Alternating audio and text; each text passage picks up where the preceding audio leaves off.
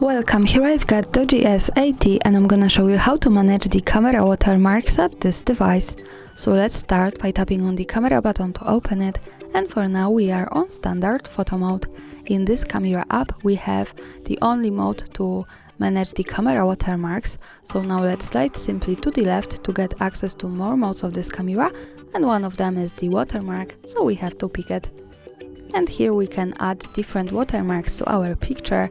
We have different categories: special, mood, travel and food, and we can also pick between a few options in each of these categories, so you can change it to whatever you need.